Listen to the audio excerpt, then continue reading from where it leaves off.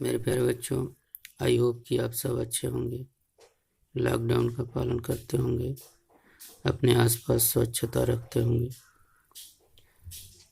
आइए हम सब क्लास 10th के विज्ञान विषय के अंतर्गत प्रकाश के परावर्तन का नियम का अध्ययन करते हैं। इसके पहले हम लोग प्रकाश के परावर्तन के 2 नियमों पर चर्चा किए थे, उसको हम लोग आज विस्तृत से इसका अध्ययन करते हैं। पहला नियम है आपतन कोण परावर्तन कोण के बराबर होता है। दूसरा नियम आपतित किरण, परावर्तित किरण तथा आपतन बिंदु पर अभिलंब तीनों एक ही तल में होते हैं। इन दोनों नियमों को आइए चित्र के माध्यम से समझते हैं। इसके पहले हम लोग अपने दैनिक जीवन में देखे थे कि जब हम गेंद को दीवार पर मारते हैं तो हमारे तरफ वापस आ जाता है। यह जो परावर्तन हो रहा था वो दीवार और गेंद की कठोरता के कारण हो रहा था, जबकि प्रकाश का परावर्तन के लिए कुछ अलग विशेषता होनी चाहिए जिससे प्रकाश किरण परावर्तित हो सके। इसके लिए ऐसा माध्यम, ऐसा वस्तु होना चाहिए जिसका एक तल चिकना हो और दूसरा तल अपारदर्शी हो, तभी हम प्रकाश के परावर्तन का अनुभव कर सकते हैं। तो हम लोग जो वस्तु लिए हैं वो कांच है।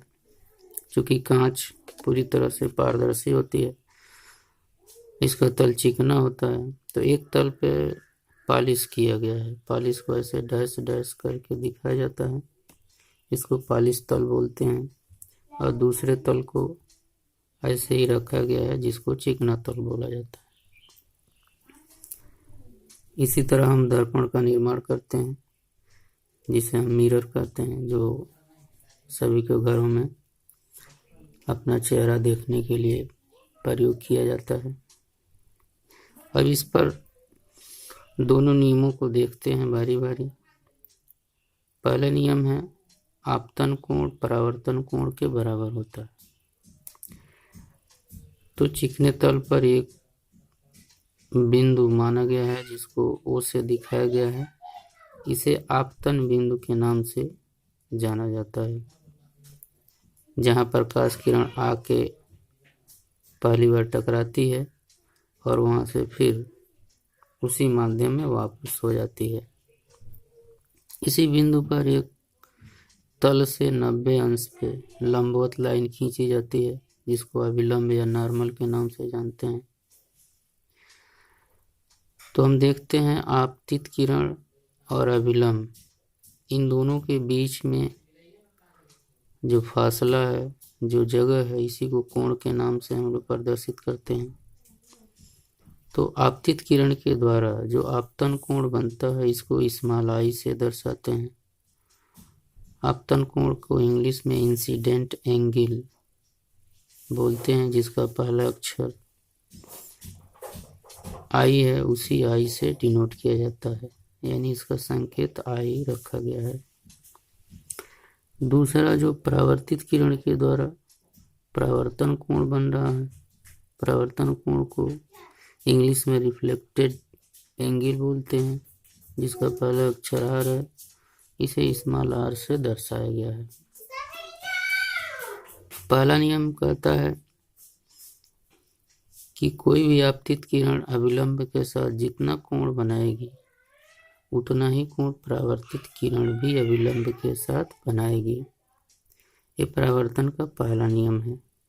यह स्वतः घटना घटती है, ये हमारे कहने से ऐसा नहीं होगा।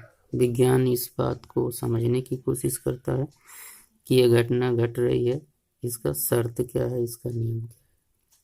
तो पहला नियम है आपतन कोण परावर्तन कोण बराबर होना चाहिए, तभी यह घटना होगी। दूसरा नियम आपतित किरण, परावर्तित किरण तथा आपतन बिंदु पर अभिलंब तीनों एक ही तल में होते हैं।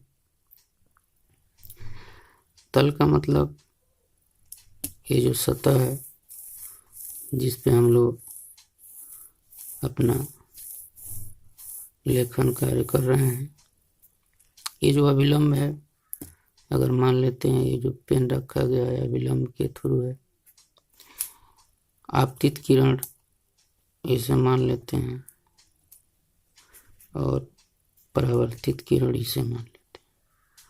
तो तीनों को एक ही तल में होने का मतलब,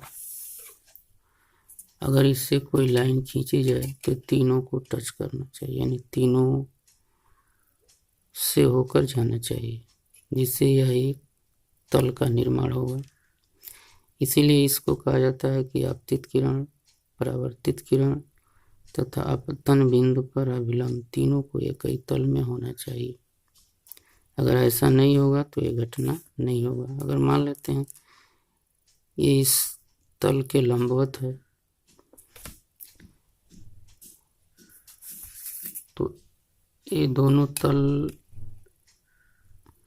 से अलग हो गया। आपतित किरण परावर्तित किरण का जो तल है उससे ही अलग हो गया। एक लाइन इन दोनों से तो होकर जा रही है, लेकिन इससे होके नहीं जा रही। तो कहने का मतलब, अगर अभिलंब इस तल में है तो आपतित किरण और परावर्तित किरण को भी एक ही तल में होना चाहिए, मतलब ऐसे होना चाहिए, जिससे कोई भी लाइन खींचा जाए तो इसको एक तल में होना चाहिए। यानी ये घटना अगर इस तरह घट रही है तो हम कहेंगे कि आपतित किरण, परावर्तित किरण और अभिलंब तीनों एक ही तल में है। तो ये दूसरे नियम का शर्त है, ऐसे ही होना चाहिए। तीनों को एक ही तल में होना चाहिए, तभी ये घटना घट सकती है। तो आज हम लोगों ने समझा कि दोनों नियम आप परावर्तन के किस तरह व्यवहार में कार्य करते हैं। आप लोग इसका अधिक से अधिक अध्ययन करें और अपने मित्रों में शेयर करें और अपनी समस्या कमेंट के माध्यम से हमें बताएं, जिससे आपका सहयोग हम लोग कर सकें। और भी विषय में जो समस्या है उसको बताइए, ताकि विद्यालय परिवार आप लोगों का सहयोग कर सकें। पढ़ाई को जारी रखें, समय को नुकसान मत करें। धन्यवाद।